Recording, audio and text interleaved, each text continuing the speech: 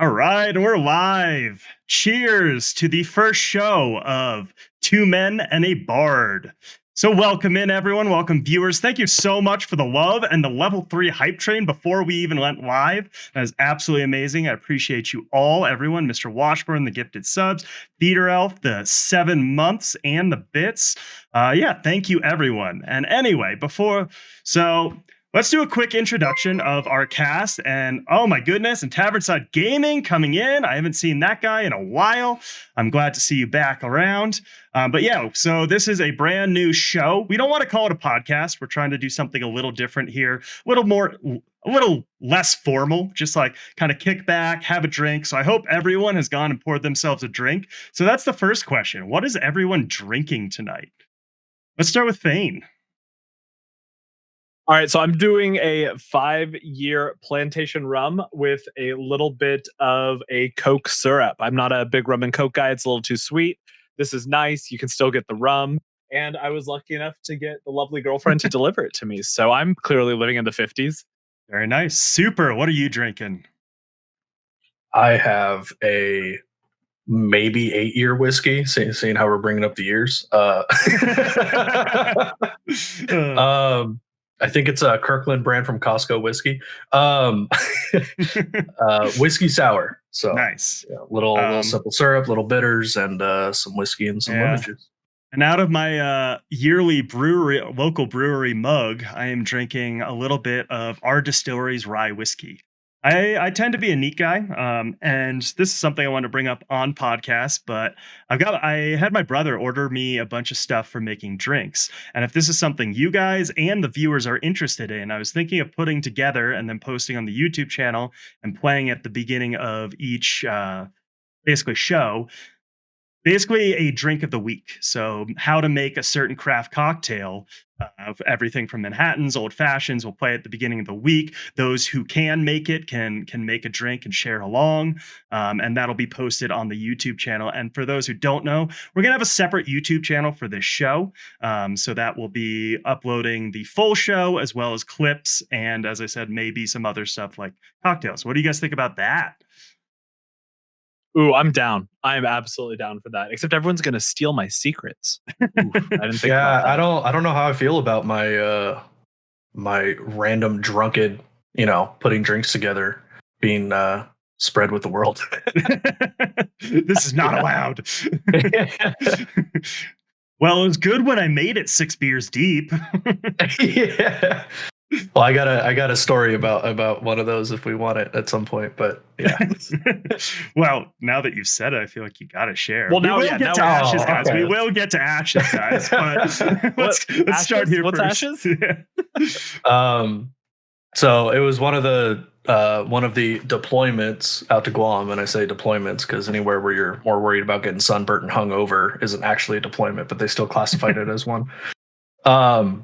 We basically ran out of booze, and that's actually impressive for a maintenance squadron to run out of beer and booze. So we started going door to door, and we found somebody with a big old bottle of Captain rather, and I had a 2-liter of Mountain Dew in my room. So we made a drink and called it Captain Dew, and it's actually not even that half bad sober. So that's we were well beyond drunk when we made it, but it was okay even sober. So this sounds like my high school years when we would, not that we would ever drink underage, everybody, and please don't drink underage. Don't do it. It's bad. But if this happened, somebody they were making scrambled eggs and they put Steel Reserve in it, and they said Steel Reserve scrambled eggs are the best. This is a similar sounding story. Yeah. Yeah, I don't think anything with Steel Reserve is the best. It does the trick, but Yeah. So all right, well, why don't we get into ashes? And I think the big topic of the week, right, is Jeffrey Bard leaving. It's obviously a big hit. He was a big part of the community. What are you guys' thoughts on that? Super, take it away. Yeah, you were on vacation, right? You just came back to that. Like, oh, what? I'm still shocked. Yeah. I mean, honestly, I think a lot of us are, even though, I mean, though I wasn't on vacation, I've heard you talk about it, and it was a similar, story. Waking up and saying, just seeing in Discord somewhere, yo, Thomas the tank engine just left Ashes Intrepid, and I think obviously he's going to be missed. I mean, he's been there for so long. I mean, all the way back to the beginning. I mean, I can't imagine a stream, an announcement, anything without Jeff also being a part of it. And so from that standpoint, it's hard. It's unfortunate. But I do think that with what his position was within the company and the opportunity that came up for him, I think that what he did was not only best for himself, but a good time for it to happen within Intrepid as well. The game is very much off its feet, and a lot of the people who have been testing can attest to that. And though it's got plenty of work, I mean, don't get me wrong, it's not ready to be launched now. But as far as what he did within the company, the vision that he and Steven have put forward, I think is something that can be picked up by somebody else and ran with. So I think he looked at it as not just an opportunity for him to go pursue his passion in VR, but good timing in that he felt as though, I would assume that he felt as though he's leaving the company, in a good place. And I would think that as well. I mean, I'm not worried about Ashes not releasing now because Jeff is gone. So Yeah, no, I wouldn't be worried about it. And obviously, I don't think we got the full story. I don't think it's just that he wants to pursue a different passion. There's got to be a lot of other things behind it. One of the key things I'm thinking is it's timed right as they're moving back into the new studio, right? So who knows how far the new studio is from his home? They're already putting in insane hours when they're working from home. And now you're adding in driving to and from the studio and then getting caught up because there's constantly things going on. He's got a kid, he's got a 4 or 5 year old kid, I think, and a wife. And a project like this is great. It's a passion project, but sometimes the family's got to come first, right? So, and I'm not saying that is exactly it, but I'm sure that's partially on his mind. And as you said, the creative direction is already there. Like Steven's always had that. Jeff helped put it in place, and now at this point, like the community knows as much as the developers do at a certain point, right? It's like the community is telling the developers what is happening. It's like, oh, okay. So yeah, I'm not. I mean, obviously, we all would have loved to have him be there. He was an awesome staple on the live streams, and everyone loved him. So he will be missed, but I don't think it's the end of the world overall. What do you think, Thane? Yeah, I mean, so I'll say this. Like I said, I was on vacation and I looked at Discord and I'm like, okay, let's see. And the line I see is sad about Jeff Bart. I think it was you, Bartik, that actually said it. And my first thought was, oh God, it's the morning. Bartik must be drinking early today. Something is going on here. And I start looking, I'm like looking through the live stream. I'm like, oh my God, he's actually gone. I think that's exactly it. And I think you both summarized it really well. He's gone, but it's going to be a good thing. I think it'll be an okay thing. I think having someone else new who's going to come in and push the project and really get reinvigorated with the project is awesome. Not to say that Mhm. Jeff wasn't passionate, but just having some new blood in there can't hurt. They are trying to fill these roles. And my big question, and I've said it before and I'll say it again, I'm curious to see if this is going to be an internal promotion, if they're going to bring in someone from the outside. And if it's someone from the outside, I'm really interested to see what talent they're going to poach. Yeah. Uh, and that's the interesting thing too with Ashes. From what Steven has said, like all these big companies keep trying to poach people from him. Um, Mhm. yeah. but it doesn't always work because people are fed up with these big companies. Yeah, sometimes a big paycheck is nice, but if you have a bunch of experience in the industry, you're probably not hurting that much for money. It might be worth taking a paycheck cut to work with a company that has a better vision than just following what the board of directors does. And How good are our quarterlies? Not good enough? All right, let's put some pay to win aspect in. Well, it's the difference between working for a company you want to work for because you believe in their vision, you believe in what they're doing, versus working for a company just for a paycheck. Mhm. And I think that Ashes, specifically Intrepid within the industry, my impression is that it's a place people want to be versus where they feel they need to be. And I think that even translates over to kind of like a little bit of what you said, Fane, as far as like, bringing somebody else in that has the passion and develops a passion for it. There's also a complete real possibility that Jeff doesn't have the same passion for it that he did 5 years ago, 3 years ago, 2 years ago. And if that's the case, then I think it's a good move. And if that's a self-realization from him, then hats off to him for realizing that, because there is a time where, I mean, there's plenty of examples where somebody will start something and, 2, 3, 4 years down the line, it's no longer their passion. It's no longer what they want to be doing. And that project or whatever they are working on, if they feel forced to stay there, forced to continue to work and do that, the product, the game, whatever the situation is, can take a hit. And so if it's that scenario, then good on him for for stepping down for that. And I mean, that's just assuming what's going on. We don't know beyond what was actually shared. But if that was the case, then I mean, good for him for realizing that somebody else can do the job better. Oh no, 100%. And the poaching aspect is what I'd really like to look at, because I think it was who left Intrepid a couple of years ago? Akil Hooper. Yep. He left Intrepid a few years back, and he's now over at Amazon. Is what I saw off his LinkedIn. I don't know if that's 100% accurate. And that had to be a big poach job, because Akil was very much like a keystone of Intrepid throughout the years following the Kickstarter. So I'm going to be really interested to see the projects that Jeff is going at. And it looks like an interesting company. It really, really does. I Yeah, would say this.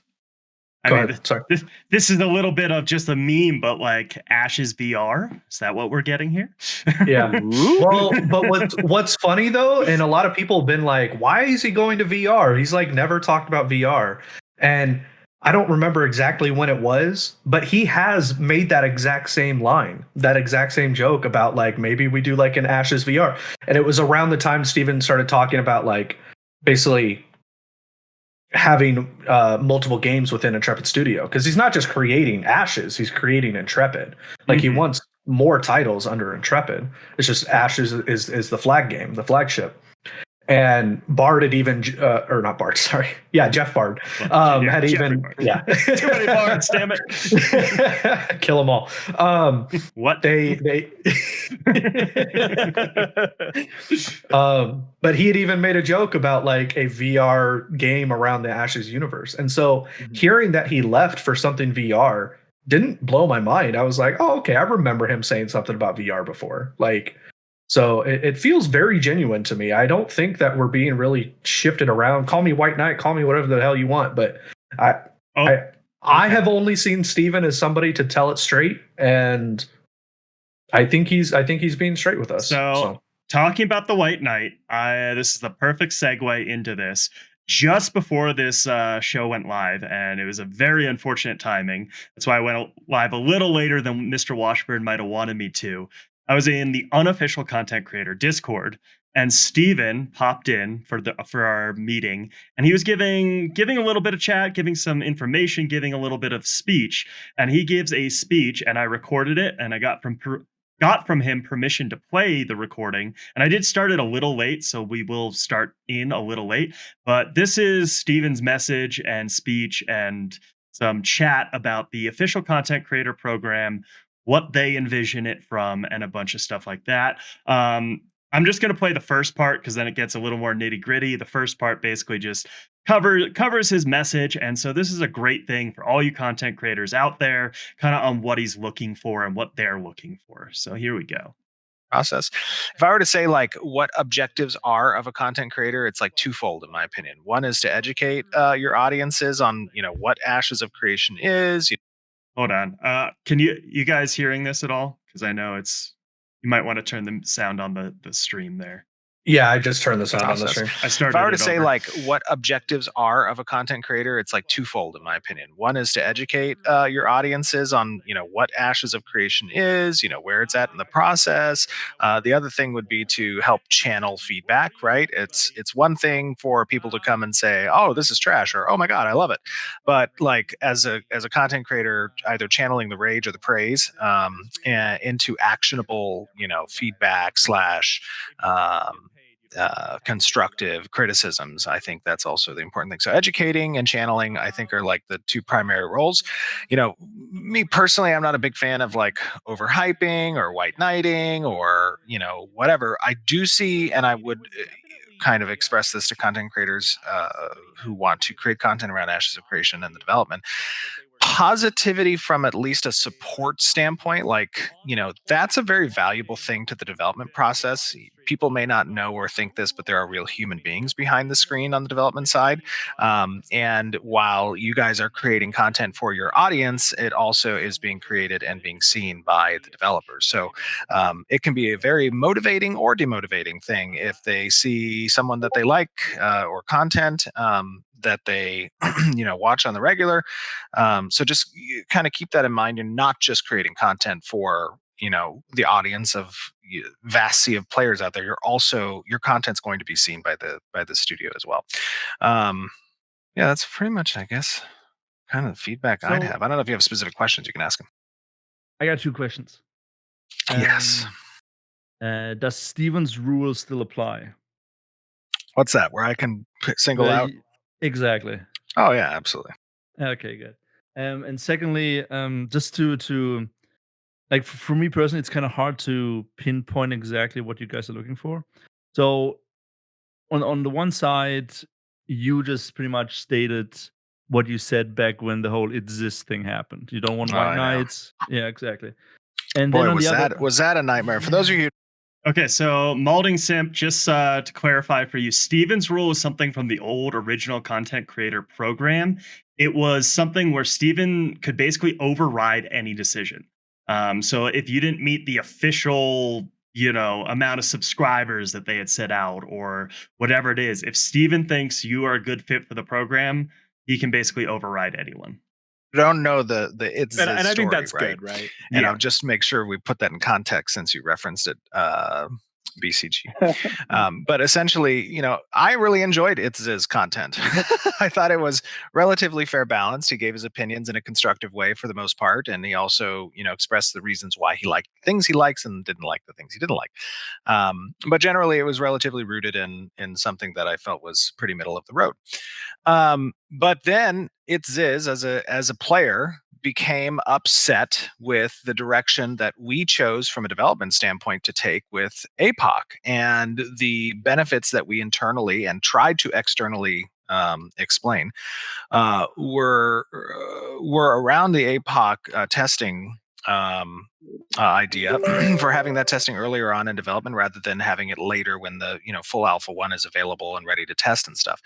But he allowed that kind of being upset about that to be manifested into what was direct falsities, right? He went out and he was on a podcast and he said, like, they're not working on the MMO. Okay, well, you've established an audience and now you've violated the first rule, which is educating that audience, and you've actually miseducated them. And then that has a reverberating effect that goes out throughout the gaming circles.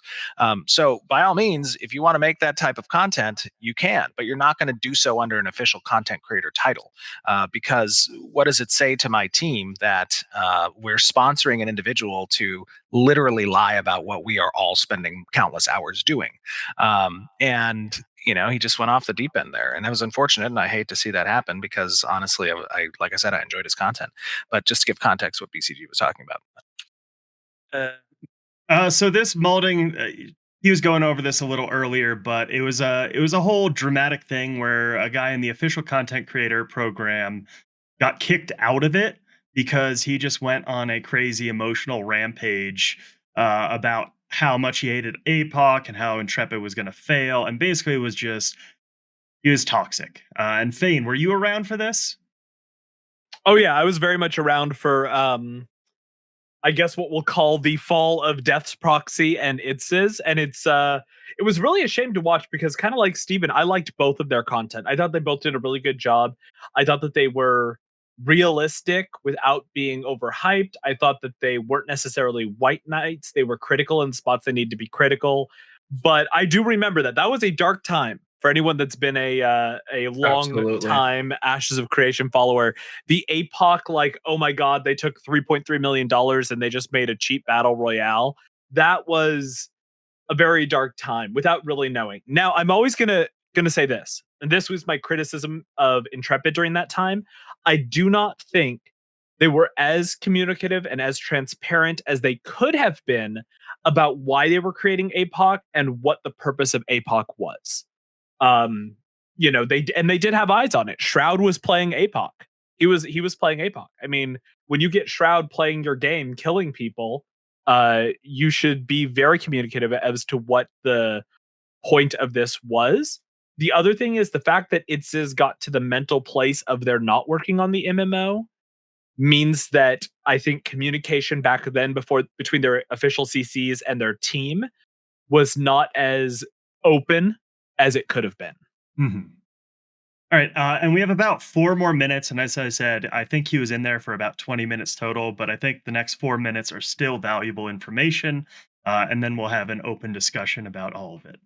Good. Okay. So after Steven just explained that, so what I want to know now is because this is just maybe me because I used to work I used to have the same position as market at my old studio, and you guys used the word brand ambassador. So now my question is, if you had somebody like me and in the past, my content, Lord of Salt thing, that whole stuff, and I always came from a point of view from a fan, right? Mhm. Sometimes I not gonna lie about it, I was a little bit frustrated, made videos about it, Mhm. but I still always try to, how do I say this, support the project the best way I could. Mhm. Now, from I your think. now from Yeah. Go ahead. now, now from your point of view, is that something you guys are looking forward to, like the level of honesty and or personal opinion in regards to the project, or are you guys looking more towards I don't know, like something more positive than that?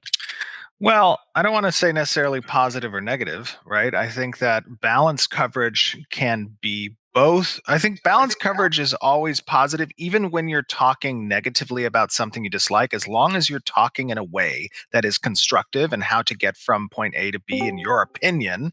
I think that that's a good way to channel it. Again, education and channeling. Channeling is not just channeling the thoughts and opinions of your community and your audience, but also channeling your own thoughts and your Okay. own opinions, right? So it's one thing to create a quote unquote hit piece or negative piece and, just rail on something without giving a solution on how to get from here to there, right? That's I think a very important thing. As I said, I'm not all about ultra positive or ultra white knighty. I see the value in providing coverage that is equal and balanced, right? As long as that coverage is intended to help the project and constructive over the direction of the project. And keeping in mind, like, the demographic of gamers, even amongst the content creator groups out there, is a very eclectic one, and they have many different opinions on things. There are people who like action, there are people who like tab, there are people who like storylines, there are people who like PvP.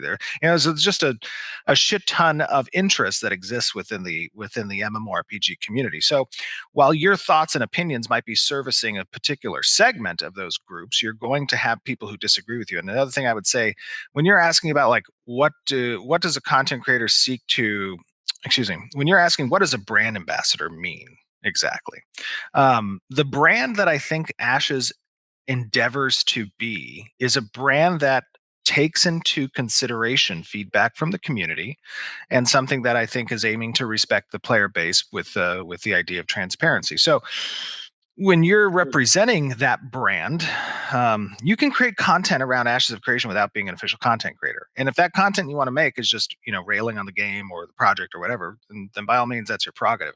But if you're wanting to do it under the official content creator title and get the benefits from the company of doing so, you need to make sure that the commentary is presented in such a way that is actionable and constructive, and not just a downer, so to speak, right? And the other thing I would say is there's a sense of responsibility in representing Ashes of Creation as an official content creator, and that responsibility is making sure that you're on the ball. Sometimes we could drop the ball, but before you make content, before you make a video, before you jump on a stream, and if you're in a heightened mood or you have some emotional response, like take a second, take a breath, collect your thoughts, plan it out, and see how you can achieve both of the goals of educating and channeling that raw emotion. Like that's what I would say. And as long as you're doing that, you are representing the brand. But I'm so emotional. All right. So yeah, that's that. As I said, he goes on. There's some more topics and questions and all that. And he fielded, he fielded questions from a bunch of other people in the Discord as well. And then obviously I had to leave to get this up. I believe BCG said he's going to be posting this on YouTube, or someone was recording the whole thing to post on YouTube. If you want to check that out, I will try to keep you guys updated on where that is. But yeah, I guess the question is, as I said, this happened 40 minutes ago. So this is brand new information. What are your guys' thoughts? I mean, I think it's good, right? I think that this is something that I have always said, and I know that we have content creators that are not hitting this level, because I try to come from a place of empathy in everything I do. And I think empathetically, okay, if I had a studio, what would I look for in a content creator? Someone who isn't necessarily white knighting things, because white knighting doesn't help either. White knighting is just as bad as negativity. It's all going to work out is just as bad as nothing is going to work. You got to really think critically about things, and it's why I personally love theory crafting. Bartik, you know this ad nauseum that I love theory crafting and sitting there. And I think one time I'm like, I was talking about the monster token system on stream, and we were talking, and we got into this like 3-hour talk of how it's going to work, how it can be gamed. And then I typed up the whole thing of how we're going to game it and sent it to Toast. I hope that was received as not criticism, but as positive feedback of, as a gamer, we always find the way to break the system, right, guys? We all know. We always that's the point, right? Super's into trading card games. I know he breaks the system on a constant basis. So white knighting and saying this is okay, this is going to be great, is bad, because it's not giving the constructive feedback that you actually need. Saying everything's bad and it's awful and going down the road of someone like Ziz is bad as well, because it's not giving the feedback that they need. You want to kind of shape the game. And I take that, when I backed this in Kickstarter, I said, this is great. It's transparent. We're actually getting a company that is responsive to feedback. And I think you guys have noticed, and I've mentioned it before, the fireball animation, where everyone was like, we don't really like the fireball animation. It feels kind of bad. And Intrepid was like, you're right.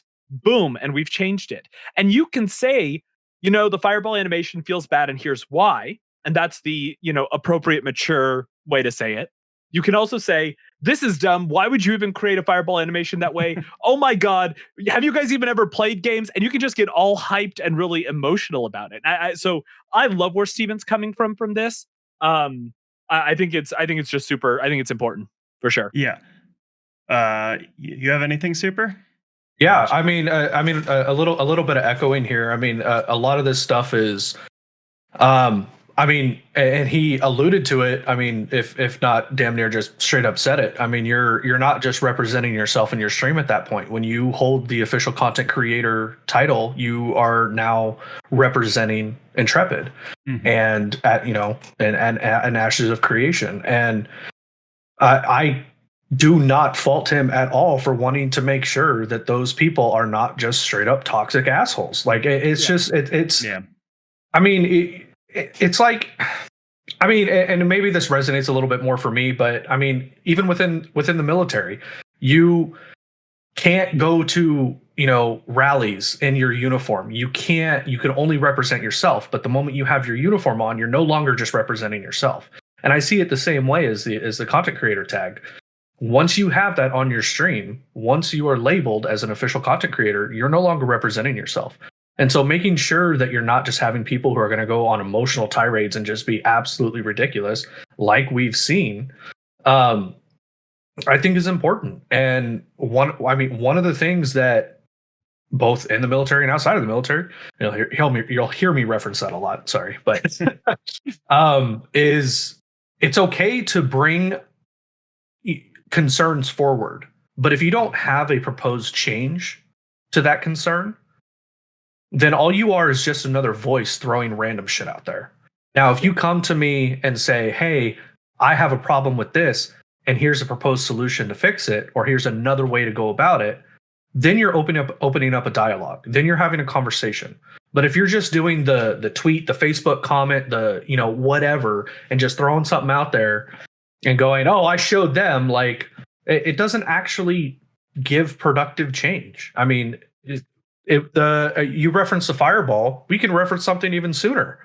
The having to sit there and just hit Q constantly over and over and over again while we're testing. Yeah. That was a huge point of complaint on the weekend of testing. Fixed. Done. You can now hold it down. Yeah. Are there better iterations for it? Sure. I mean, I think I watched an interesting video today. I can't remember who posted it, but just about auto attacks and whatnot. But anyways, I digress.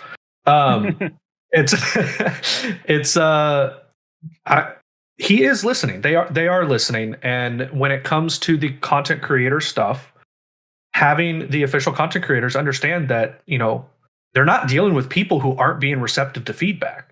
And so if you have an opinion, voice it, but voice it in a way that is productive to the company in the game. Well, here's the thing. We're all equating this to the official content creator program right now, but so many people in life don't realize that's how you should live your life. Like absolutely, you are officially representing 100. yourself. You need to be understanding. You need to see both sides of it. It's okay to express opinions, but there's no reason to get overly emotional, to basically go on tirades, to disrespect other people. And that's kind of what he was saying, right? In the aspect of, we are a development studio. We have feelings too. Yes, we get a lot of love and support, but to hear anyone going out there and just absolutely bashing us when, like, they're not intentionally, a scam, right? I'll say this right now. Like, there is a difference between delivering what they're trying to deliver. We don't know if we're actually going to get that game.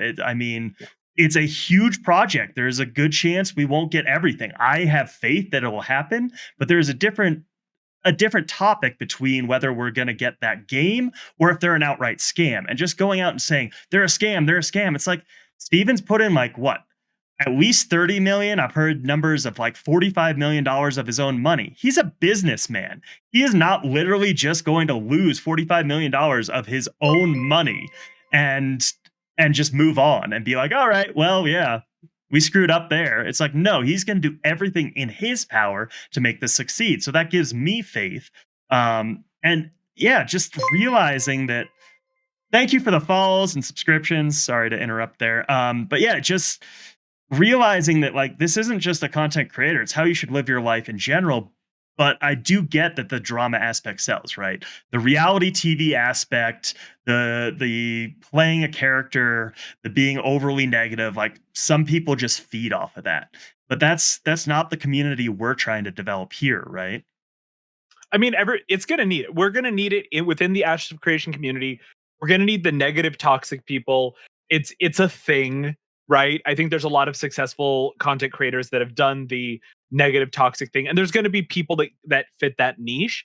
I don't think it's healthy. I don't want to sit in front of a camera 20 hours a week and just say, like, bad, awful, da da da da da. I have better, I've got better things to do with my life. It wears on you as well. It wears on you as a person when you're overly negative all the time. Even if it's a character, it's just going to, like, get into your soul. You have to be positive, right? Or at least I feel that your life will be better if you come from a positive place. If you look at these things, I'll tell you guys this, and Bartik can agree with me. So I bartended for many years in a restaurant. And me as well. I will look around. Yep. So I will look around when we go out, when my girlfriend and I and some friends, we go out to restaurants. And they'll be like, man, the service is slow. But I'm looking and I'm like, no. It's that one waitress or that one waiter. Yes. They've got 4 tables over there, 3 tables over here. That table behind us is being a pain because I can hear what they're asking for. And we have all the time in the world. We're out having a good time. No reason to get negative and upset about it. Let's just sit back and enjoy Yeah. our time. We've got a bottle of wine. Just coming from that positive place for sure. Well, I'm so glad you made that comment because I've said that so many times to my friends that have not worked service industry. Like after opening a bar, you understand every little thing that is happening, and I will leave a $0 tip if I look around and clearly see a person just ignoring their job. They're off there talking with their server friend, they're doing shots behind the bar, and you're getting bad service. I will full on leave a $0 tip. And I know a lot of service industry that say absolutely not. Versus I know the idea of they're doing their absolute best. Issues happen. No one is perfect. Things are going to happen. And so like I'll point that out, be like, no, that like they're trying. I saw him go put our drinks in. Their bartender is slammed because they just had like 6 12 tops walk in or something. Been there. Been Yeah, there. been when, there. when you can't even pour wine as fast as the Yeah. cocktail printer's printing out, and then you see 6 Manhattans and all 6 have a different whiskey in them. Yep. By the way, Bartek, I hate to point this out. This is your channel. Respect. But somebody did redeem a hydrate, and Super and I took a drink. I think you missed it. I mean, also, when I did that, I noticed that, I love my girlfriend, but this is a lot of rum and not a lot of that Coke Yeah, I syrup. It is, every time I do it, I'm like, okay, let's go. And Baba, cheers. Hold on. I got the water bottle here. I mean, me too, just in case. This right here is for current. This is for current Fane. Current Fane is loving this. Yeah. The water is for future Fane, because future Fane's gonna get mad past Fane. So it's funny, right? Like, obviously, you guys know me. A lot of the viewers know me. I helped my brother open a distillery. Drinking is a big part of my life. It's a big part of my culture in general. So I love it. I know a lot of other people love it. I know the demons behind it. I've seen friends go way down the deep road and all of that. I'm not trying to get there. So, like, I've definitely centered a lot of my channel and my life around this aspect because obviously it's a big thing. Like, this is my brother's whiskey right here that I'm drinking, the rye whiskey. I think it's good and bad, right? So I do have to be careful, and especially when you're public facing, you have to be very careful. And so I will say, yes, you can make me hydrate. Yes, all this, but I redeem the same right as I did behind the bar. And you want me to take a shot with you? I can refuse that. I am at work. I've got to get my job done, and that is most important. So No, we're trying to get shitty here. I don't know what you're doing. Yeah, Bart, no, but- we're just my stream tomorrow. After stream, everybody, after by stream. the way. Post stream. No, but going back to this whole content creation and and the positivity of things, right? I think both of you guys make very positive content, right? I that's why I enjoy tuning in, because I like that kind of real positive vibe. How do you all feel though? Because there is an aspect, and chat's brought that up, of the negativity of getting clicks. How do you guys feel about that kind of, let's call it a meta for all intents and purposes? I think it's a bullshit meta that's developed over the years, and unfortunately, it has grown legs of its own and has, like you said, become the meta. The only way that you can change a meta is by proving that there is a better meta. Yeah. But what's unfortunate is within the online side of things, the online community, it's the instant gratification, it's the instant clicks, it's the instant views, it's the all of that. And so unless you're consistently making clickbaity, over the top, emotional content, and you're doing that, you alluded to it earlier, you can only do that for so long until it affects you. You have these YouTubers that do that, and the next thing you know, they're like, hey, I'm taking a break. Like, Yeah. and I don't blame them because they're sitting there just, or worse. yeah, or just worse. done. Or worse. Yeah. And they burn out. But the creators that you see consistently going year after year, month after month, are the ones who are making well-rounded content. They might not be getting the 1 million clicks, through the first weekend, but they get it over time. They're more stable overall. And so I would argue and say that there is a better meta there, but everybody on the internet just wants instant gratification. I'm going to take it to my grandmother and say, there's the easy way and there's the right way. And this isn't Love like, that. this isn't a popularity contest. This isn't a Like, so I mean, I know Super, Super's a stay-at-home dad. Like, making full-time content is not his goal. I'm pretty sure Fane and I are on the same page. We want to be full-time content creators. We love having passions and discussing them, and this is what we love doing. And obviously, whether we make it or not is one thing, but I don't want to make it on a negative aspect. I mean, and I would much rather have a nice small community of people that all get along, we all boost each other up, we all feel good every day. And that is something I would rather have. And if I blew up to Asmongold level, it's like, yeah, I mean, I'm not gonna say like there's nothing you can really do about it, right? But I'm still gonna keep trying to live my life in a good, positive aspect. There's just no reason to do that, I guess, in my opinion. When you are doing that and just going for that ultimate goal of clicks, I think there's more going on with you than just trying to enjoy. There's no enjoyment in what you're doing. You're just doing it for the money or whatever. And there's more issue. And I'm not a psychologist. I'm not trying to go too in depth, but there's more underlying issues, in my opinion, if that's the route you're trying to go. Oh no, you're our armchair PhD. It's fine. I did the same thing, man. I did the same everything. Trust me, I'm a Monday morning quarterback. Trust me, I got it. Backseat gamer. You realize what you did wrong there, right?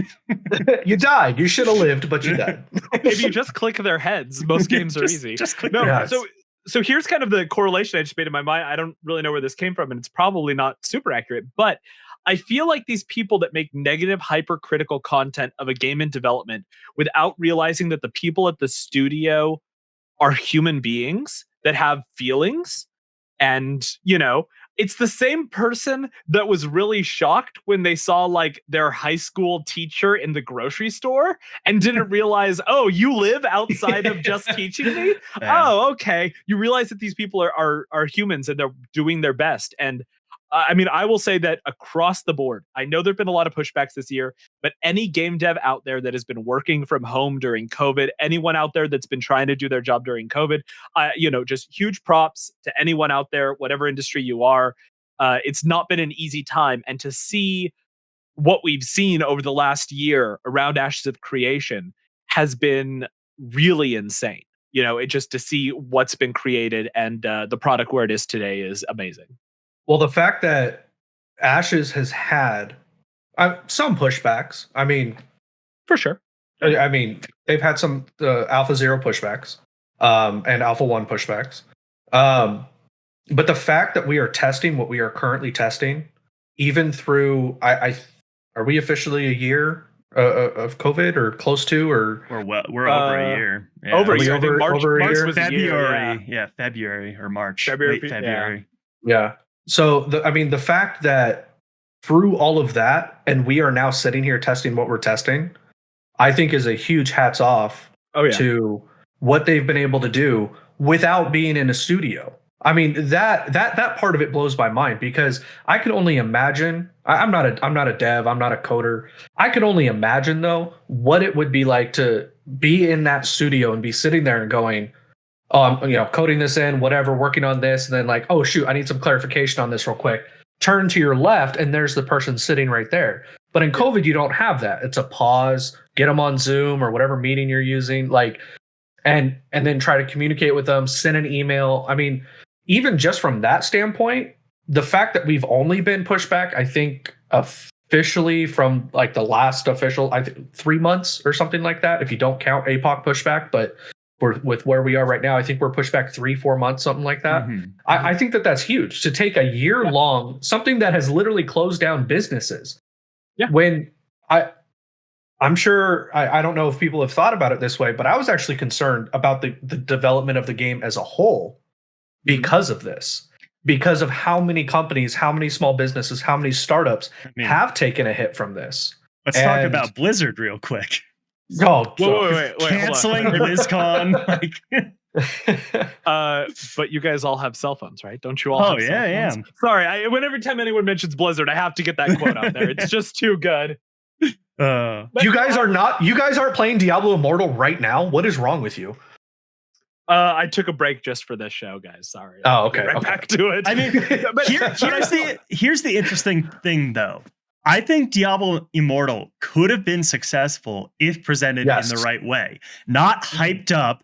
Everyone's expecting Diablo 4, and then it's like, mobile game. It's like, no, if you use this as like a little side thing, like, I would love to play like basically a Diablo 2 on my phone. I absolutely love that game. I reminisce about it all. I have gone back and played mods of Diablo 2 very recently, actually. Like, it's just about getting in touch with your fan base and understanding what is happening here. So the talk's just trying to get us drunk right now. Yeah, 100% that's what's going on here. I'm skipping like every other one, I'll tell you guys. But I think that's true. I think knowing what your fan base wants is extremely important. And I think that's why something like a Kickstarter, sorry, I didn't actually take my drink here.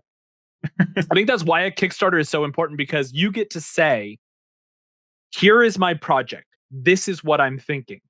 And people get to vote, and people voted 3.3 million times. Yes, yes, yes. This seems really interesting. Mm-hmm. I mean, I don't know if this is, the first game anyone's backed, or I backed multiple games. I dodged the Chronicles of Illyria thing for those who are about to be like, oh, Fane.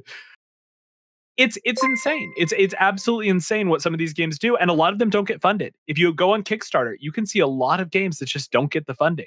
I think everyone's so into this. It's really incredible, and I'm super hyped to see this. I mean, and that's it. It's like 3.3 million yeses on Kickstarter, and I am super curious to see the numbers in terms of all the other backers, right? Oh, like yeah. The pre-order packs, basically. Like, I'm like, we were having this discussion the other day in Axiom's Discord with someone. It was like, I bet you that Steven has gotten more money back than he's put into the project. And I was like, no, there's no way. He's put in like 45 million. And then I was doing the math out, and I'm like, if I've heard the numbers thrown around that over 1 million people have thrown down or have put accounts into the Ashes of Creation website. Now, if each of those people spend $50 on some package, you're at $50 million. And it's unlikely that many people are spending money that early, but I'm still like, there's probably been a significant amount of money. That might be a good reason why the company is expanding. They're seeing the people responding. They want this. This is what they want. So Steven is now able to expand Intrepid Studios, which is amazing. Yeah. Oh, I mean, I'll tell you this. I backed at the Braver of Worlds level, and I was like, cool. I mean, I was even in on early bird. I'm like, $435. I'm in. Great. I'll see you guys at the game. And then they started releasing cosmetics. And I was just like, okay, where's the credit card? Does my computer monitor have a swipe on it? Let's just go. Because some of them look so amazing. So I'm making up for a good portion of the people that haven't put anything. Well, yeah, and that's it. I'm like, well, that's the other thing is like, a lot of people are like, $500 for an alpha. It's like, well, yes, you're getting a bunch of other things. But in my opinion, that's not even the way to look at it. This is my gift to Intrepid to please get me this game. Like, this is my support for the project. And like, what I'm saying is, do not do this if you don't have expendable income. But if you have expendable income and this, like, if this is something you want to back, there's absolutely nothing wrong with that. Just don't look at this as I'm buying something. No, it's a gift, and you're getting some benefits in return. And you're benefiting the entire community. Mm-hmm. Every time you're in there testing, you are benefiting. You are doing the work. It was Cam, I think. Cam made that amazing. I don't know if you guys got to see that amazing clip from Lord of the Rings. Yeah, so good. And Cam makes the best at gifts. Cam makes the best stuff, by the way. And it was true. It's like, Intrepid is thankful for what we're doing through the testing, but so is every other backer and every other person who's interested in this game. And I think that's it makes me feel good about sitting there on a Friday and pressing the play button, talking to my guild for 8 hours straight or whatever I ended up doing. That's fine. I'm happy. And it was one of those things where I was happy that the people that didn't get to test previously were in testing, and hearing them say, wow. I think we had said this within Axiom. When I see the new testers and they get into the game for the first time and they're like, wow, did you see this? Wow, did you see this? I feel like I'm opening a Christmas present of their enjoyment. It's a very Right. weird feeling. Yeah. No, and it's both sides of it too. Like that side of it that you're saying, but then also hearing people talk about you. It's the hair growth idea. Like you don't see your own hair growing until you like see an old picture of yourself, or somebody like comes up and says like, "Oh, your hair got really long." Like not me, of course. They're not talking about me, but when you're testing from an early stage, like I have been in Alpha 0. Then when they opened up the Alpha 1 packages and everything, and all those new people came in, and exactly like you're saying, it's like awesome. I get to share this with everybody. And now with the verbal gone, it's like now we really get to share this with everybody. Like.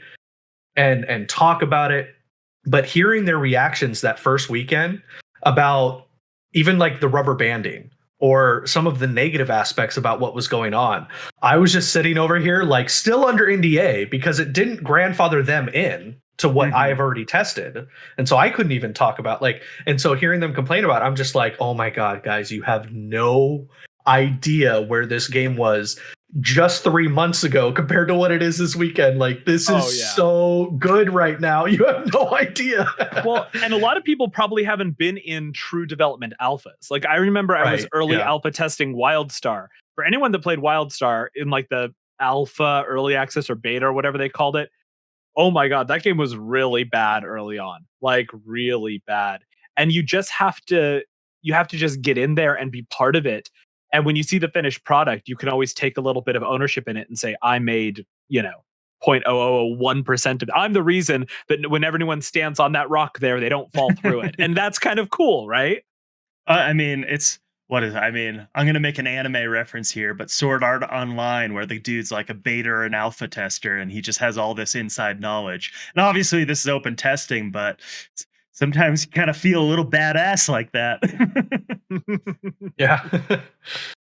But yeah, I mean, it goes back to what we were like full wrap around what we were saying earlier. Empathy is a thing, whether that is for the developers or whether that's for your friends who are getting into the game for the first time or seeing something, and you are just as excited to be there with them. And that's how you know someone is truly your friend, right? If they're right there with you, feeling things that, they're feeling things through you. That's when you're like, yeah, okay, now I can see where this is going. Yeah. No, 100%. I mean, I was very excited to see you in there, Bard, and a lot of the people that we had in Axiom. We got a double hydrate redeem, and there's no chance, guys. Sorry. I already did. I already did it. Don't worry about it. I got it, boys. I just looked at chat. I got very concerned there. But seeing these people in there, I mean, I remember one stream I was doing, and it's when we're doing this 6 months before the NDA, and Bard can attest. You run out of stuff to talk about sometimes, there's only so much you can talk about. And I remember saying, well, let's look back at the Kickstarter stuff. And I said, today, let's look at the Kickstarter packages and let's figure out, based on the current price of these things now, what the value of those were then. And I remember having someone in my chat she said, oh, this sucks. It's making me depressed watching the Kickstarter stuff because I wish I was there. This person has now been in testing. And I made a point to reach out to her a few times throughout the testing. And she said to me something that was super impactful. And this shows the passion of this community. And this is even more reason why we shouldn't have negative content out there. She said the $500 was worth even this one weekend of getting to test with everybody. Yeah. And I'm like, 100%. 100%. It's just amazing to get in there for 6 to 8 hours and bang your head against the wall with a bunch of other people banging your head against the wall. It's not necessarily a good gameplay experience for the average person. It's not a game, it's a test. But the fact that everyone's so hyped and so into it, I just love. I'm just over the moon with it. Yeah. Well, we even had somebody who was up and down about getting access, not getting access. And yeah, Wizzy. Yeah, I'll shout her out. We all love Wizzy. We all. Wizzy. I've got a story when you're done. Does it involve a shoe by chance? It possibly involves a shoe. But she was, she just didn't know what she wanted to do, and it felt so good because talking to other people about it and trying to talk in code, right? Because you're not able, before the verbal was released, it was, trying to get people to understand, like, hey, if you have the money, me personally, I think it's an okay investment. I think it's something that you can go for. But at the same time, you don't want to be the one, you don't know what they're going to see as a good investment or a good, return on that investment. And I remember hopping into the NTA channel, and next thing I know, I see somebody join the channel, and it's Wizzy. And I'm just like, did they not lock this channel? Like, how are you in here? Like, and she hopped in and she started playing. And some of the feedback that she left back to one of the community, the Discord community moderators, was being up and down and not really knowing if it was something she wanted to back at that price, at that $500 mark. She expressed that it was something that she was glad that she did. And it dispersed a lot of concerns about, is this game real? I mean, that's something that I forget because I have been testing for a while, is there are plenty of people out there who don't necessarily have a concept of, is this game real? I mean, me or a lot of other people, just like I would with other games, might see a testing video or a monthly update video like Intrepid's been doing and go, oh, it's all scripted. It's all, oh, they just made a little server this big and put everybody in it and they just made that. It's like, no, this game is big. I mean, even when you go to the boundaries of Alpha Island, you can see the rest of the game as far as, the game vision allows you to see. Like, there is so much to this game. And that's the other thing too, is when you look at it, we're still so unsure on what the actual percentage of the map this is, just because we've heard things about it was originally going to be about 20% of the map. But when you look at it, it's 9 nodes. I've heard things saying that, oh, these nodes are a little closer together than they will be in the actual map. So 9 nodes out of 103 nodes. And some of them will be in the Underrealm, right? But For sure. so that's less than 10% of the potential entire map. So it's like, the scope of this game is insane. Yeah, no, the size of the game, there's a great graphic. I know I've shown it to you, Bard. And it shows Real the quick. Skyrim map. New rule, whenever there's a hydrate, only one of us has to do it. Oh, listen, don't even worry about it. You guys don't even need to pour a drink. All right. German Irish over here. I got this. That's great. This. That's perfect. I got this. All right, sorry to interrupt, Finn. Keep going. No, we're good. No, there's a graphic out there that shows the size of the Avera that shows this map back here. I got a great story about Steven in this map, by the way. And it's bigger than Skyrim. It's bigger than Grand Theft Auto 5 by by multiples, not like 20% bigger. It's bigger by multiple. The scope of this game, the depths of the system, I think that's what we're all super excited about. Now I have to tell this. This is too good. So during the last testing period, and I did this specifically because my girlfriend was sitting over at her desk and she was working. So I see Steven in game and I run up to Steven. I said, Steven, because I think he saw the tweet that I showed this canvas. Yeah. I said, my girlfriend wanted saw that one. I think everybody saw that tweet. I said, I wanted to hang this directly on my bed so I could stare at it when I fall asleep at night. My girlfriend said that I couldn't. That's rude, right? And he said, yeah, super rude, or something along so rude. I loved that. I thought that was funny. And I think having the lead of a studio, having somebody who's not only creating a game, but personally funding a vision, having that kind of community interaction is absolutely huge. But as long as we can all still agree that was super rude. Yeah, so here's a distinction I want to make. Trolling, it has such a negative connotation. I don't think it's necessarily bad. I think there are 2 types of trolls. And Steven is that best troll. It's just like when he does something, it's good natured, it's fun. Most people are laughing anyway. And then there's the toxic troll. And that goes back to, well, what is the point of what you did? Is it literally to watch someone else basically be net? Or is it to watch someone else's pain, right? Are you basically Mhm. just bullying for your own expense, or are you just doing it for good natured, for sarcasm, for irony, whatever it is? Yeah. No, you have to be like I troll. I will admit I'm a troll, everybody.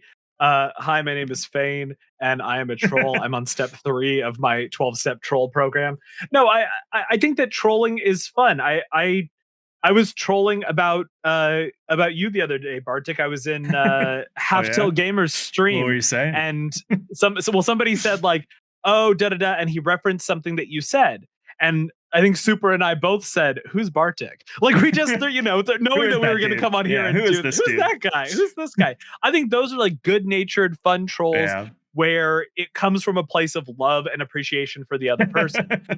The bad trolls are bad, and I think our forums are full of them. I see I like to follow a lot of the Ashes content, and I'm one of the people that will ugh, I will go on the Ashes of Creation subreddit, and there's a lot of people that ask what would be considered quote unquote noob questions, and the hate these people get is unbelievable. The trolling answers, the just negativity, the just straight up put downs, like things that are just negative. Yeah. Meanwhile, like I know there's a lot of people in the community that will go in there, they'll see it and they'll say, "Hey, you asked about X. Here's a link to the wiki talking about X, and here's me kind of explaining the system a little bit deeper and the information that we know and what the theory crafting thing is." And I think that that's kind of a very divergent point within the community for sure. Yeah, and someone in chat brought up a point about basically a promised video game and then it not coming out because it was sold. And that's one of the reasons we're all here with Ashes of Creation is the fact that this is a private company. Steven, I mean, I don't know what the shareholder distribution is here, but Mhm. Steven has full control of this company. He is the primary backer. He hasn't gone to investors. He hasn't given out any portion of the company. So he's not answering to any shareholders. This is all Yeah. about his vision and making this work. So this isn't just this. And that's why when people are like, this is a scam, I'm just like, what is your thought process for this? Is this just like an emotional reaction? Or are you actually thinking about it? Because where did this money come from? It came directly from Steven's pocket. Oh, Even if it's a scam, there's no way they're recouping over $45 million. Like, no, we can have this conversation because I was so upset early on in development when people like looked into Steven's background and uh they were like, "Oh, he was involved with MLM stuff and awful, and those are all like awful things," not understanding the difference between a pyramid scheme and MLM. But I'm like, after that, it was like, and then I got into real estate investing, and they're like, it must have all come from MLM. Bartik, I live in California. It doesn't come from money comes from real estate. We print money yeah. out here with real estate. It's ridiculous the money we print out here with real estate. I was in real estate for like probably 5 to I 7 live in a years. ski town in Colorado. It's the He lives in a same ski town thing. in Colorado. Everything's expensive. And so if you think that like MLMs ever make anyone enough money to back a $40 million game except the very top people, you're crazy. Yeah. That's where the money came from. It came from real estate investing. Like I could go down tomorrow and pull up every single real estate investment Steven Shreve has made in the last 20 years from a title company. And I guarantee you it would equate to enough money that he could back this game. I mean, I think it's an interesting point what you said earlier. The difference between a pyramid scheme, the word scheme, and an MLM. Mhm. There are a Mhm. lot of companies, very successful companies without bad reputations that are MLMs, right? Yeah. And we were talking about this the other day, but like I was I was talking to my brother's girlfriend and I was going over like some of these companies that I mean, she has actually worked for. Like I think it was like Mary Kate Cosmetics and whatever Mhm. that big natural oil company is that sells the natural Mm. oil. She was big in there. And I Yeah. was like, that's a multi-level marketing. And she's like, Yeah. no, it's not. No, it's not. I'm like, all right, let's go to Google real quick. You look up what multi-level marketing is. And she Yeah. looked it up and she's like, oh, yeah, it is. Like, Well, yeah, and Jesus. it's not a bad thing. Like everyone has this negative kind of connotation of it because of the pyramid schemes that have branded themselves as MLM. Everyone hears MLM and they think bad. And here's the difference. MLM is when you can get into a company and sell a product and you can recruit people, but that's not the primary way you're making money. A pyramid scheme is when that person you haven't talked to from since high school messages you on Facebook and says, "Hey, what are you up to? I've got a great opportunity." That's the pyramid scheme. That's where you got to get a little nervous. I think the other aspect too is if it costs money to get into it, right? Like a lot of these companies, they don't cost money. They give you discounts and they give you money when you sell. At that point, it's not a scheme. It's just marketing, right? They're using you to get their marketing. You're getting a benefit and you're doing some work.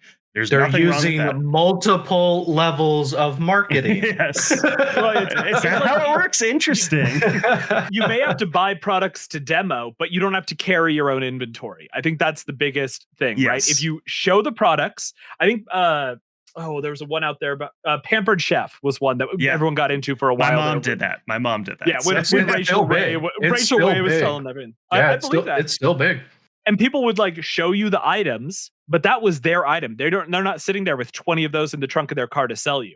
So if you don't have to carry your own inventory and most of your money is made from selling, MLM. If you have to carry your own inventory and most of your money is made from the referrals below you, pyramid scheme. Yes.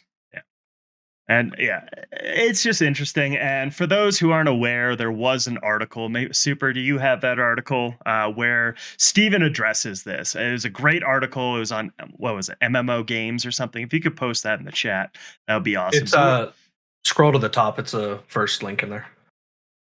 Okay. Find it real quick. And I know he did it. We looked at this article, but I know that I found an article from Massively OP in 2017. So this is something that I did want to bounce those actually. If we could read the 2017 one and then read the current one and then discuss that, because that was an interesting point you brought up, and I forgot about that article when I read this current one. Okay. Well, and he brings up that it's that it was MLM. He talks about that. But once again, we've talked about this. MLM isn't bad. It's not a bad thing. And every time he said, listen, the money has come from real estate. That's where I've made my money is real estate. Yeah. Real estate and branded sandals. Just yeah. Can we get that? Can we get a branded sandal? Oh my God. If we had Ash's sandals, oh man. Honestly though, if there were, I remember going and seeing the Ashes booth at PAX. I wish there was a ton of Ashes merch to buy. If there was an Ashes hat, an Ashes hoodie, those things would fly off the shelves. Intrepid, if you guys ever see this, go to Design by Humans, make yourself a store. You guys will recoup so much money. I will wear an Ashes hoodie all the time. I'll probably get 2 or 3. 100%. I'm not going to lie. Like when I'm looking at the Ashes of Creation content creator program, I'm just like, I want that merch.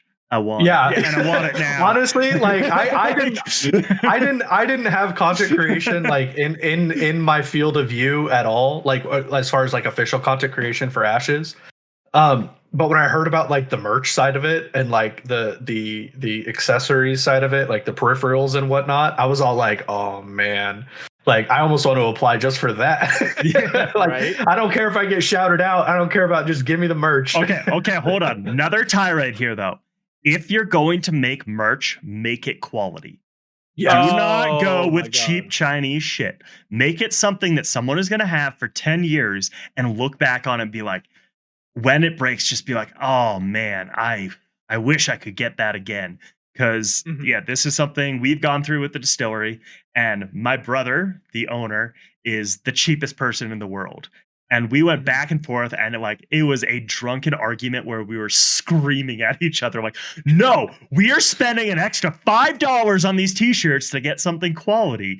And eventually he has come to my field of view, like with merch, people will pay more for quality and you will get more out of your marketing experience.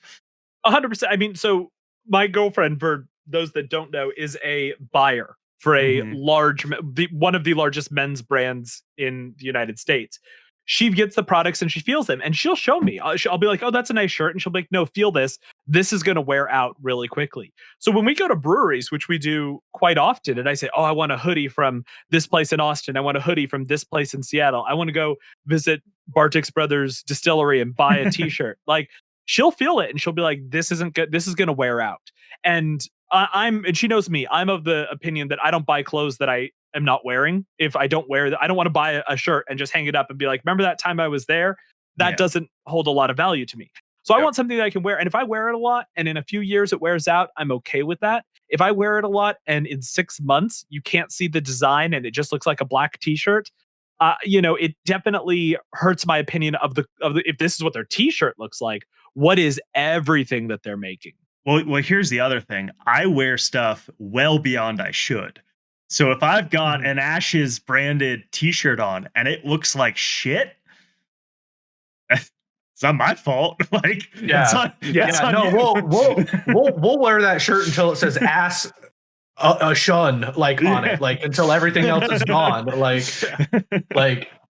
so. No, good merch is very, very important. But I 100% echo what Fane is saying, and yeah, please bring back the hoodies, even if it's the same design. As long as it was quality. I haven't actually had my hands on one, but the merch that you guys had previously, let's do it. We need some Steven sandals. Like we need some sandals that say Steven on the bottom, like Andy from Wear 'em all the Woody time. from Toy Story. With a Like- bottle opener too, please. Yeah. Put a bottle opener on the bottom of the sandals for sure. But we kind of got off the I think the topic there. Do you have that article up, Fane, as far as what his I words linked were it in- there? I linked it in chat. So the second article, and I kind of want to just quote it when, the question was essentially, people have been linking Reddit concerns about the background, and while some appears baseless, he said that he participated in non-gaming multi-level marketing businesses before he moved on to real estate. And he talks about Zango with nutritional products. He talks about various other things. It looks like companies like Avon, Mary Kay, and Zango really focus on selling a product, Yep. which is something that you would find at a Whole Food store or a health. When he was 24, he switched into real estate, right? So it's once again, it's completely baseless, and this gets back to that overarching thought of the evening of look into something before you just come out with random criticism because you heard a keyword that is supposed to trigger you. Yeah. Or just because somebody's interpretation of it uses one of those keywords, and now you're triggered for something that you didn't actually look into. Yeah. I mean, that's not to get too real world here, but that's something that a lot of people on the internet don't do, is their own freaking research. Like, Yeah. I mean, I've said it before. I can't remember if it's been on stream or not, but I wasn't, or I guess clarify it. Anybody can sell me on a good game idea. Like, hey, here's my game pitch. This is what I want to do with the game. This is all of it. Cool. That sounds great. Hey, do you want to put money? Do you want to put money into it? No. Yeah. But I need more than that. I need more than just Yeah. a good game. I need to know the people working for you. I need to know the vision of the studio. Do you want to go beyond just this game? All of these different things. Like, is this a long-term goal, or is this just like, hey, we're gonna pump out this game real fast, especially an MMORPG. We're gonna pump it out in a year and just make bank off subscriptions. Like, that doesn't work. You don't make something that good that quickly. And so what sold me on Ashes of Creation was Intrepid. I didn't put my money in Ashes of Creation. I loved the game idea. The game idea is what brought me to their site, and Intrepid Studios is what got my money. Yeah. Ashes of Creation didn't get my money. Intrepid Studios got my money. As far as how I see it. Well, people have terrible ideas, and I'm gonna. This is a total non sequitur, but I'm gonna tell you guys about this horrible idea that I was pitched, because I've been That's approached. what we're for all investments. about. That's what we're all We're about. just off on tangents. This guy came to me, and I was bartending at the time, and he said, "I've got a great idea. Bass fishing is a something billion-dollar industry, and I'm gonna have this fishing lure that when it goes into the water, it will make certain colors that mimic the whatever the certain bass in the area eat, and certain vibrations. It'll be all programmable by your phone.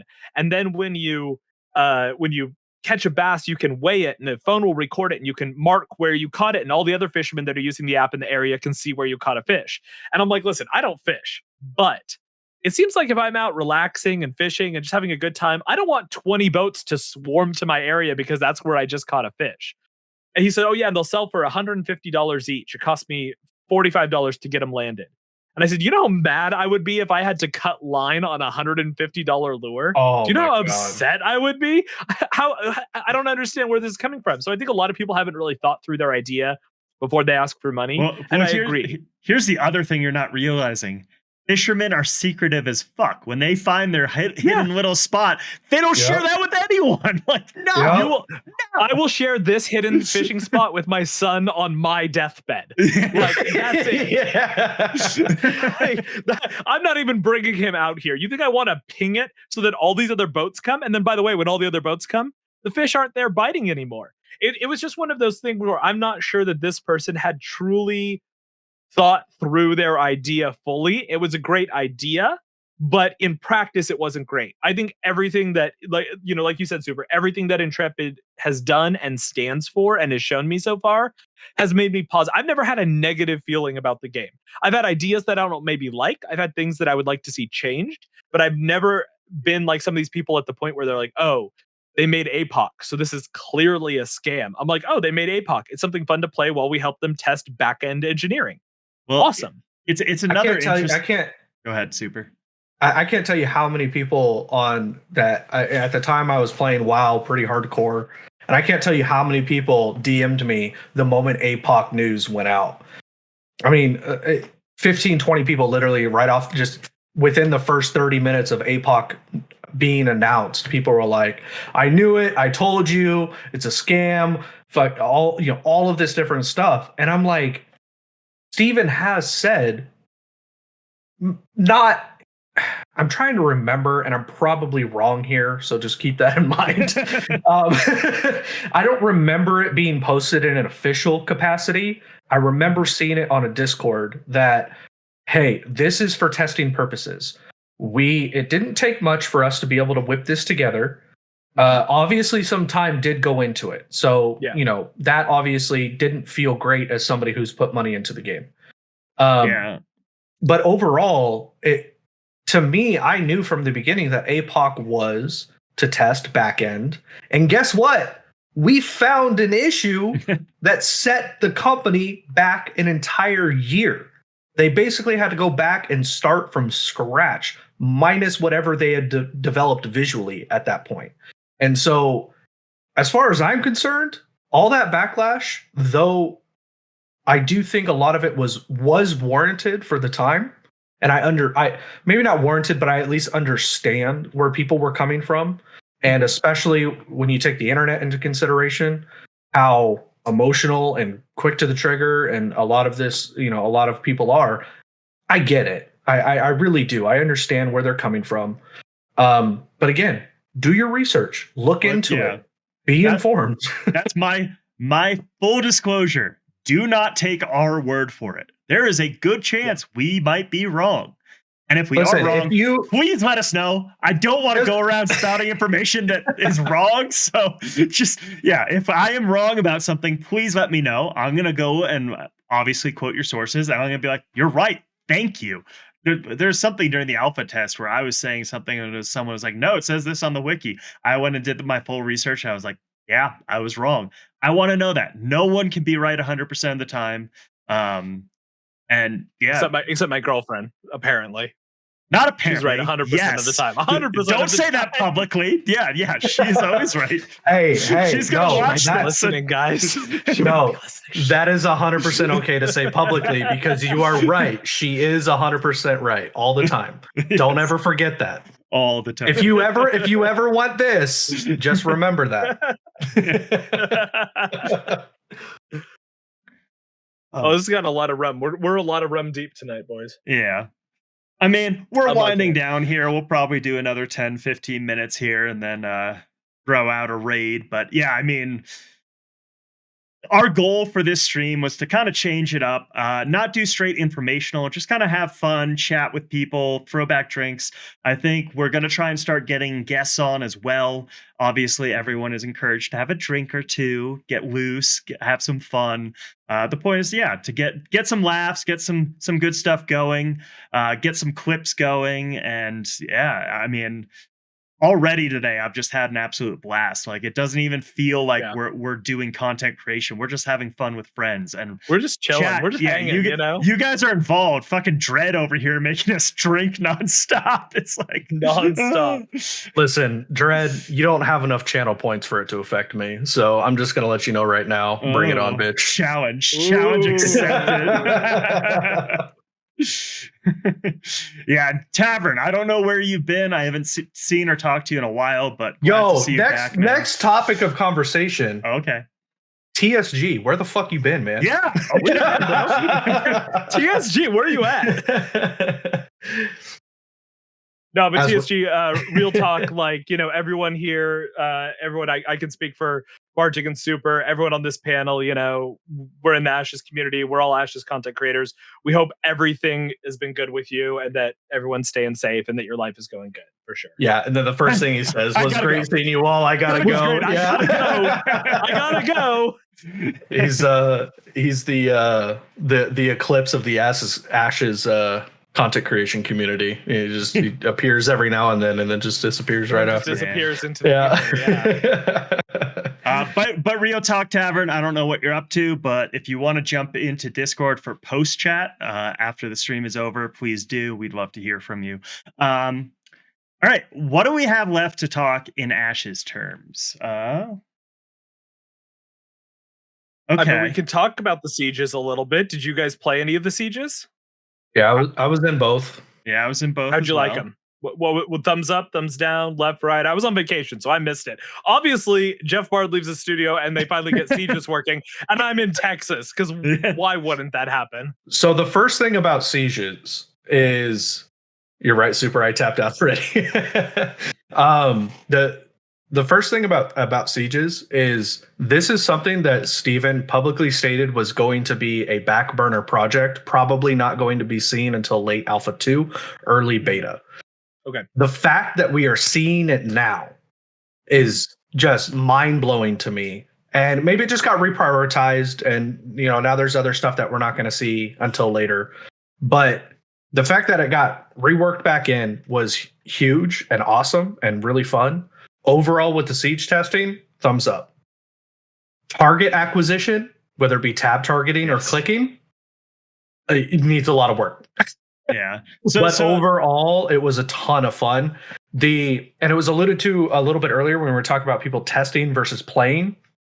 Sieges and Ashes of Creation and Alpha 0 felt like I was playing a game with friends versus all of the other testing that I've done has felt like testing. And so it was so much fun being in comms, hearing Bartik on the attacking team yelling out, "They're coming from the West Gate, they're coming from the West Gate," and I'm on defense and I know his voice and I'm over here like, "No, they're fucking not. No, they're not." Well, here's the funny thing. There were a couple of times I was providing the right information, but that was after I provided some wrong information, so no one listened.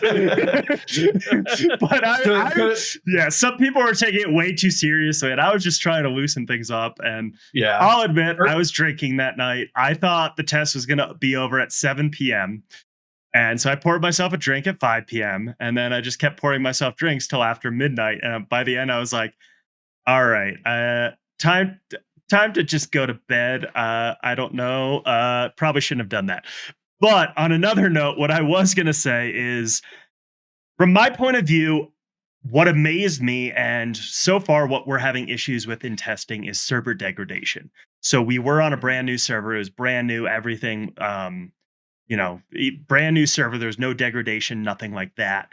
But both of the sieges, and I'm running on a great machine, but Steven, we saw from the footage, was running on a 1080 Ti, a decent machine in terms of today's. I mean, yeah, it's not a toaster, but that's the same thing I'm running on. Yeah, it's not up to date, and I had well over 60 frames per second, even in balls of like 100 on 100.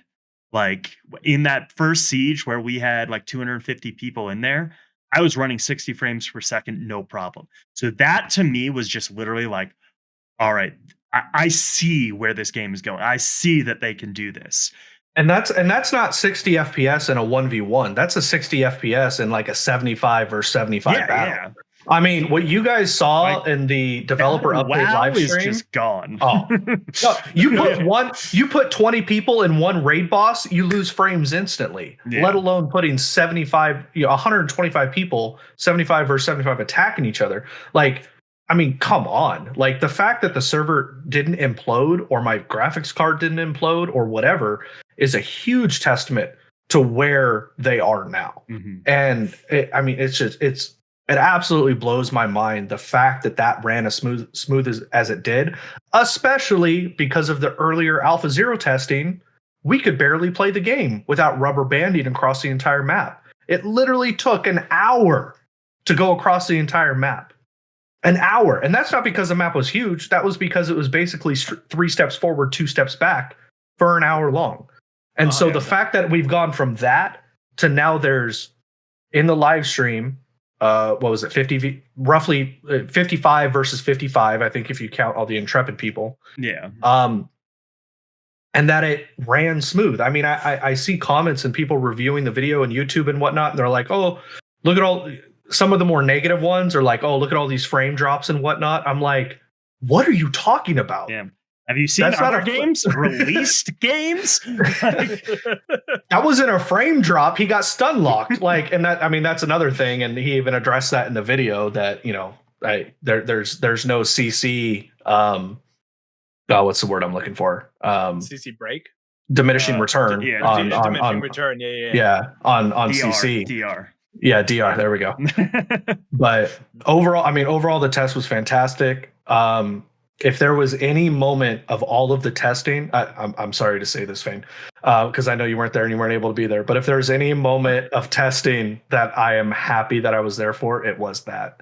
But that was because it felt like I was playing a game with friends, and that is an experience that you don't really feel too often in modern games. And I know there are a lot of people, especially in our guild, because our guild isn't huge. We didn't get a huge number of spots in the final siege. And they were asking like, "Oh, how was the last siege? How was the last siege?" It's like, honestly, the first siege was way better. The last siege was just Steven kind of telling us what to do. It was way more coordinated. Everyone was like not being as crazy and having a blast with it because, you know, Steven was recording and all that. So yeah, it was just interesting to see. And as I said, that having 250 people in that small of an area. The other thing to note is I believe they have said that siege area is about a third of the size of the final castle siege area. So to already have 250 people in there, and then you're multiplying that by 3, like, yeah, I can see 500 on 500 happening. Not at launch, maybe, but I see it happening. Well, I think he had referenced in there saying that they wanted it to be 250, and then also referencing that with how well things are going, it may even end up being more. All right, so we just had a comment about collision. What are your guys' thoughts on that? Overall, first of all, I would first like to state that the physics are not involved. You can't push people out of the way, so collision right now is scuffed.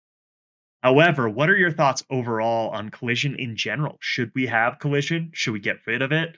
Should there be some kind of, I forget which game did it, but like you'd have collision for like the first 3 seconds and then you'd be able to move through them. Should we have collision in towns? What do you guys think? I'm pro collision. I think it's great. I think it's a great way to have kind of strategy, right? So long term, do we move our attacking group through this gate, and do we focus on the gate, or do we try to take down the wall over there and move through the wall? Because collision is going to allow the defenders to hold a tighter area. You know, you think of 300, right? These 300 Spartans who forced these Persians into this narrow thing and obliterated them.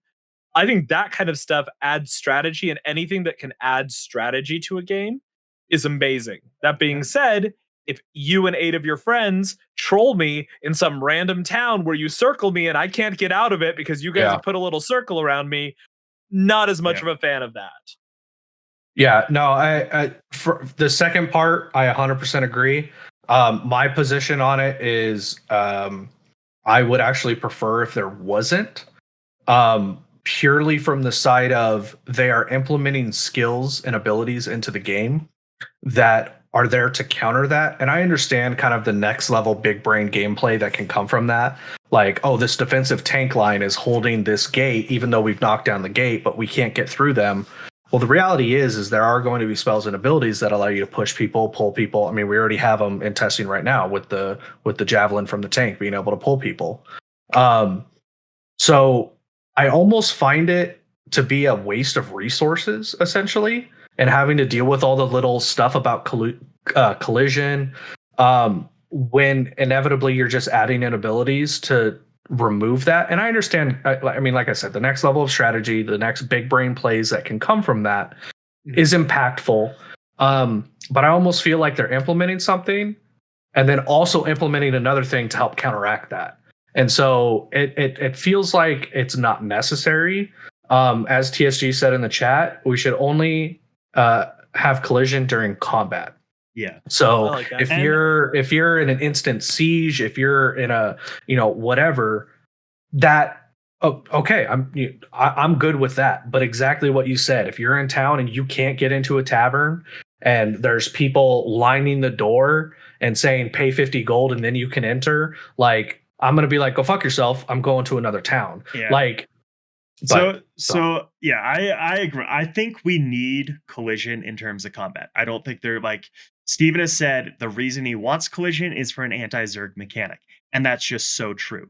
And also just strategy as well. It makes tanks far more valuable when you can actually have a front line of a bunch of people doing a bunch of damage mitigation, and you can't just run right by it or like run around it or something like that. And honestly, I'm sitting here hoping there's some kind of tank mechanic where there's like a shield wall aspect where they get a bunch of benefits when they're all in a line in close proximity. But that's another tangent. But I just don't think games in this scale will ever work if you don't have collision. In the scale of in terms of the PvP they're trying to do and the sieges, when you're trying to get 250 people on 250 people, you absolutely need collision, or it just makes it this weird Zerg fest that isn't fun. Yeah, Sure, I mean, because they've said that sieges are going to be objective based. It's not going to necessarily be like Guild Wars 2, where you go into the thing and you kill the one NPC and then you own the castle, the tower, the whatever. It's going to be things like, hey, this castle has a magical shield over it. And so for our siege equipment to work, we've got to get the rogues to get inside and steal the crystal, or we have to go kill this dragon that's protecting it, and things like that. And so I think collision will help force people to the objective versus just siege down the door, everybody rush past the defenders because there's no collision, so it doesn't actually matter, and go complete the objectives and just hope that you don't get DPS down first.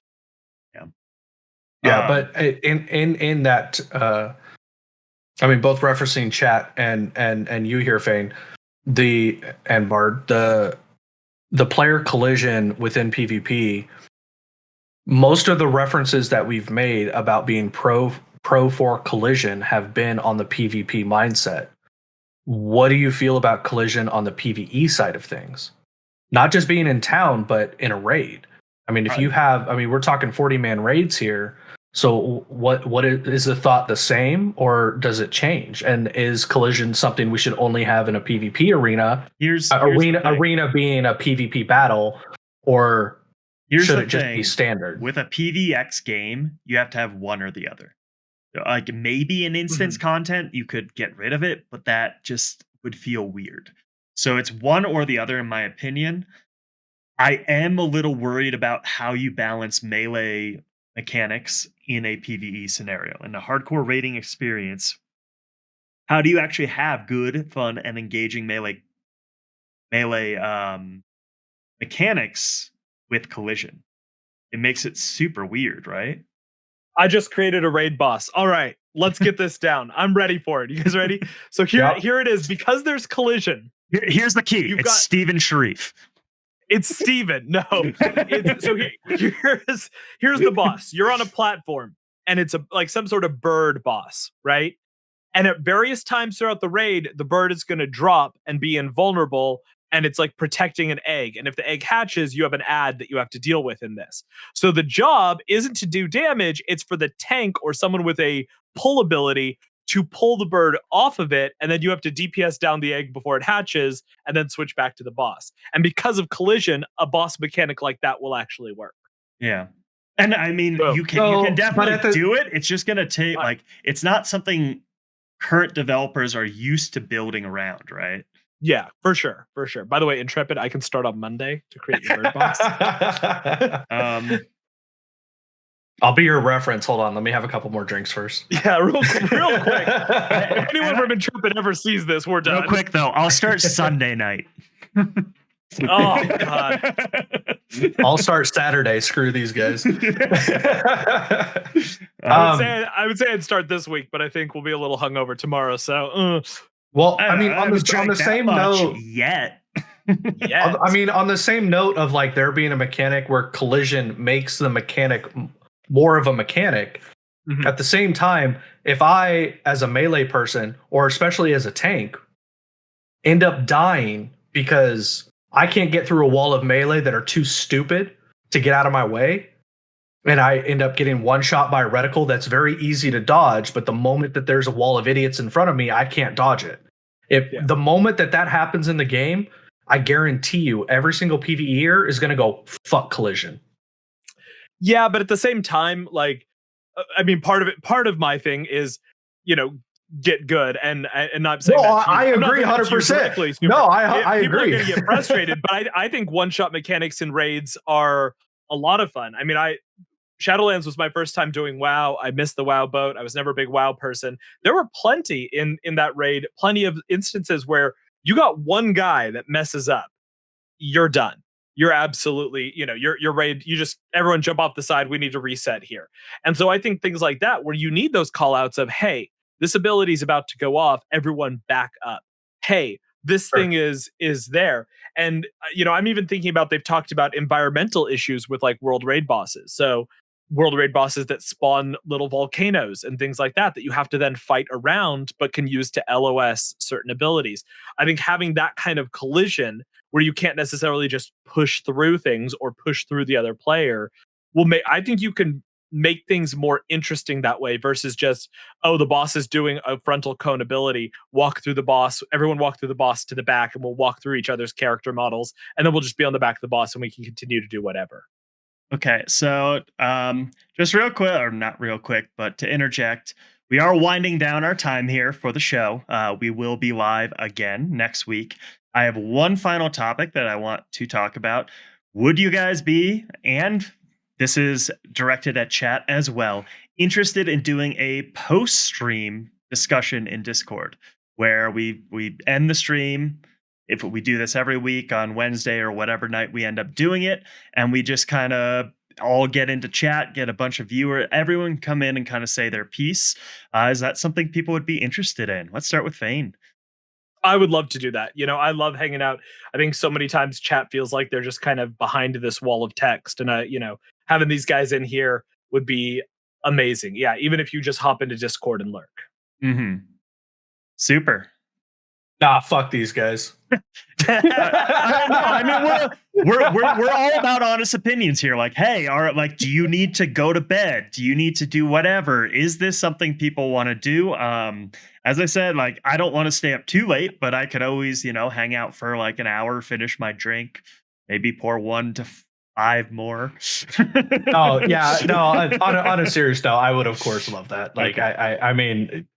I mean, Bard, you and I had a conversation just last week that went till like literally 3 or 4 in the morning. So I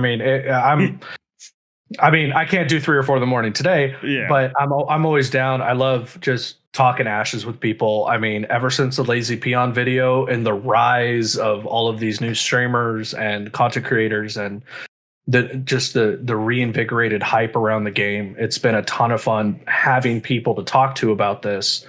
And not just like trying to convince people, hey, it's not a scam, but actually talk to people who are also excited about the game. So why don't we go around and basically do outros? And what I'm going to say is Huge shout out to It's Fane and Super TCG. So let me get them shout outs. If you have enjoyed tonight's show, please drop me a follow, go over to their channels and drop them a follow. Yeah, we're going to be doing this weekly. We're all avid Ash Secretion people. Super does a bunch of awesome TCG stuff. Fane does a lot of Ash Secretion stuff. And then after we do our outros, we'll end the stream. We'll probably throw a raid to Simurg here, another amazing Ash Secretion content creator. We'll throw a raid over to him. And then we'll jump up into the public channel in my Discord and just kind of hang out for a little bit, do a little post-stream analysis. I want to talk to these guys about basically how the stream went. And if you're interested in any of that, please pop in. So let's start with Fane. Do an outro. Where are you found? All right. Guys, real easy for me. It's fane.com. You go there, you click all the links, you hit the follow button. It's free. Definitely support and come in and check me out on stream. All right. Super. Mine is pretty simplistic as well. That little shout out that Bartik just put in chat. Go ahead and click that link, hit follow. As of right now, stream schedule's a little out of whack. But I am streaming Pokemon TCG pack openings on Fridays. And we'll be getting into Ash's streaming once the visual NDA is dropped. I save a lot of my thoughts about Ash's for instances like this. So, but if you've enjoyed anything, and also make sure, Bart said it at the beginning of the stream, but there's going to be a separate YouTube channel for this cast in particular. So make sure you guys head over, subscribe to that, and hopefully we can get little snippets of our talks and get them uploaded for you guys that you can share with your friends. And instead of forcing them to watch an entire 1 hour, 51 minutes and 32 seconds of a stream. So, and I'll share a little bit of our thought process with you guys. We're really trying to, I guess, put ourselves, blank on the name because I've had a couple drinks, but we're trying to exemplify ourselves after Joe Rogan. So what we're going to do is we're going to post like 1 or 2 little clips, 3 to 10 minute clips of just like the key points, some good discussion, some good laughs on the YouTube channel. And then we'll post the full thing as well. And then, as I said, maybe like if we're doing a cocktail of the week, we'll post that video as well. The channel is made, but we don't have anything up on it. But keep in touch with our social medias, our Twitters, all that. We'll be throwing the channel up there once it's there. If you are late to the show, you want to catch the highlights, the show itself. And obviously, I'm Bartik. You're on my channel. Obviously, any follows, any love is appreciated. But yeah, I have my own YouTube channel that I'm trying to post out videos every Monday and Wednesday on.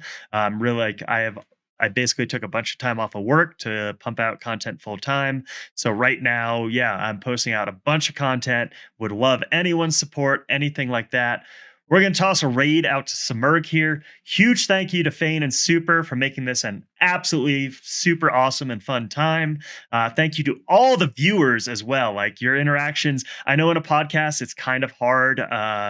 We're talking, we're doing our own thing, and we try to engage with you guys as much as we can. But as I said, that's why we're going to do this post game. So we're going to hop into my Discord and just hop up to the public chat and just kind of hang out for a little bit and do a little post stream.